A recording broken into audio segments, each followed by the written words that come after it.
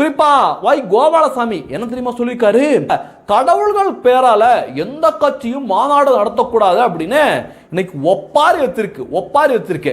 நான் கோபாலசாமி கிட்ட என்ன கேட்கிறேன் அப்படின்னா, இந்த கிறிஸ்துமஸுக்கு கேக் வெட்டுறது, இந்த நோம்பு கஞ்சி குடிக்கிறது, இதுல எல்லாம் நீ கலந்துருக்க, உன்னுடைய மதிமுகவும் கலந்துருக்கு, இப்ப ஆட்சியில் இருக்கிற திமுக முன்னின்னு நடத்திட்டு இருக்கு. அப்பெல்லாம் பேசாத கோபாலசாமி இந்து முன்னணி பேரியக்கம் எந்தவித அரசியல் தேர்தல் அரசியல் எதுலையுமே கிடையாது. ஆனா அவங்க நடத்தின மாநாடுக்கு இந்த கோபாலசாமி ஏன் கதறாப்ல? என்ன காரணம் அப்படின்னா, நேத்து நடந்த மாநாட்டில் ஏகப்பட்ட மக்கள், கிட்டத்தட்ட 5 லட்சத்துக்கு மேற்பட்ட மக்கள் கலந்துக்கிட்டாங்க. ஒரு ஆள் கூட கோட்டர் பிரியாணிக்காக கலந்துக்கல. தமிழர்கள் அப்படிங்கிற உணர்வோட தமிழ் கடவுள் முருகனுக்காக கலந்துகிட்ட கூட்டம் தான் இது. இதை பார்த்து தான் இவங்க கதறுன்னு கதறிட்டு இருக்காங்க.